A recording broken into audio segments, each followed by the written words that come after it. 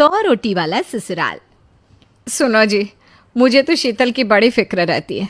उसका ध्यान तो बस घर के बाहर दोस्तों के साथ घूमने फिरने में ही रहता है। उसे कुछ बोलो तो एक नहीं सुनती। मैं तो कहती हूँ इसकी जल्दी शादी वादी करवा दो, वरना लड़की हाथ से निकल जाएगी। तुमसे ज़्यादा चिंता है मुझे शीतल की शादी की। कल ही वो रामपुर वाले मौसा जी को फ़ोन भी किया था। बता रहे थे एक लड़का है नज़र में। उनका अपना घर है और लड़का भी अच्छा है। अरे तो फिर बस बात चलाओ ना, एक बार देखे तो सही लड़का और घर बार कैसा है। कौन से लड़की की बात चल रही है यहाँ? तुम्हारी शादी की बात चल रही है बेटी। अब तुम्हारी शादी की उम्र हो रही है तो लड़का तो देखना पड़ेगा ना। उफ़ो, मुझे अभी नहीं करनी शादी वादी। ये तो मेरे खेलने कूदने के दिन है। बहुत खेल कूद ली तुम, अब घर के काम धाम सीखने की कोशिश करो, समझी? ससुराल जाकर हमारी नाक मत कटवा देना। सब्जी काटनी तो आती नहीं इसको, तो नाक ही कटवाएगी। अरे मैं इसे शादी तक अच्छे से सब सिखा दूंगी। आप तो बस उस लड़के से इसकी शादी के बाद चलवाओ। कुछ दिनों बाद कुणाल और उसकी माँ शीतल को देखने घर आते हैं। कुणाल दिखने में बड़ा ही स्मार्ट होता है। शीतल तो उसे देखती ही रह जाती है। देखो जी, हमारी कोई डिमांड तो है नहीं, बस हम चाहते हैं कि लड़की घरेलू हो, घर के सारे कामकाज संभाल ले। अब आपके परिवार में तो बस 3 ही लोग हैं, पर हमारा तो खूब भरा पूरा परिवार है।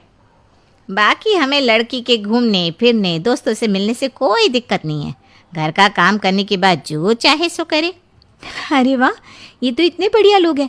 लड़का भी इतना स्मार्ट है और ऊपर से इन्हें मेरे घूमने फिरने से भी कोई दिक्कत नहीं है। हे भगवान, तूने तो बिना मांगे ही मुझे सब दे दिया। बताओ जी, और क्या चाहिए हमें? हमारी तरफ से तो रिश्ता पक्का है जी। बस फिर तो हंसी खुशी शीतल और कुणाल की शादी हो जाती है। शीतल मन ही मन बड़ी खुश होती है और उसी खुशी के साथ वो अपने ससुराल में कदम रखती है। आओ बहू, तुम्हारा अपने ससुराल में स्वागत है। ये मिलो अपने परिवार से। ये तुम्हारे ससुर जी, तुम्हारी ननद सुनीता और गीता, सुनीता के पति राजेश और उनके 2 बच्चे राजू और चिंटू। ये ना हमारे साथ यहीं रहते हैं। ये तुम्हारी दादी सास है और बाकी लोग अभी बाहर गए हुए हैं।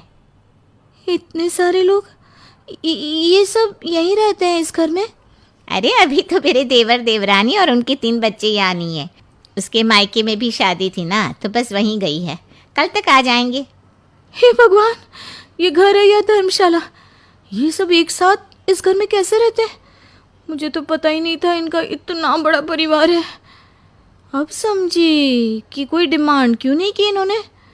ये सब चाल चले मेरे साथ। अरे बहू, खड़े खड़े क्या सोच रही हो? चलो अपने कमरे में जाकर आराम करो। जी माँ जी। अगले दिन शीतल का ससुराल में पहला दिन होता है। शीतल रसोई में जाकर सबके लिए खीर बनाने लगती है। तभी उसके ननद सुनीता आती है। अरे वाह भाभी, आज क्या बना रही हो?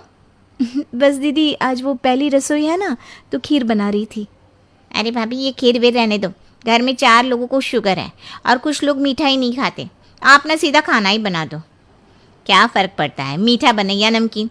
बस बहू के हाथ की पहली रसोई होनी चाहिए ना। जी दीदी, तो फिर मैं खाना ही बना देती हूँ। आप बता दो खाने में क्या बनेगा? बस सिंपल सी कोई सब्जी बना दो, जैसे आलू गोभी या आलू मटर, और उसके साथ रोटियां सेक दो। हमारे परिवार में अब तुम्हें मिलाकर पूरे 20 लोग हो गए हैं। 15 बड़े और 5 बच्चे। बड़ों की 6-6 और बच्चों की 2-2 के हिसाब से रोटी बना देना। चलो मैं चलती हूँ, सब देख लेना। हाँ, बड़ों की 6-6 रोटी मतलब कि 15 लोगों की 90 रोटियाँ, और बच्चों की 2-2 रोटी मतलब 5 बच्चों की 10 रोटियाँ। 90 और 10 मतलब कुल मिलाकर 100 रोटियाँ। हाय, मैं तो मर गई। 100 रोटी अकेले कैसे बनाऊंगी? माँ, ये तुमने मेरी शादी कहाँ कर दी? शादी से पहले तो मैंने कभी 4 रोटी से ज़्यादा नहीं बनाई। शीतल एक बड़ी सी परात में 100 लोगों के हिसाब से आटा निकालती है और उसे गूंथना शुरू करती है। आटा गूंथते गूंथते शीतल के पसीने छूट जाते हैं। उसके बाद बारी आती है रोटी बनाने की। शीतल एक एक करके रोटी बनाना शुरू करती है और 10 रोटी बनाते ही अपनी कमर पकड़ लेती है। हाय, मैं मर गई। मेरी कमर टूट गई खड़े खड़े, और ऊपर से इतनी गर्मी। मैं 100 रोटियां कैसे बनाऊंगी? अरे भाभी, सब बाहर रोटियों का इंतजार कर रहे हैं। ज़रा जल्दी जल्दी रोटी सेक दो। सब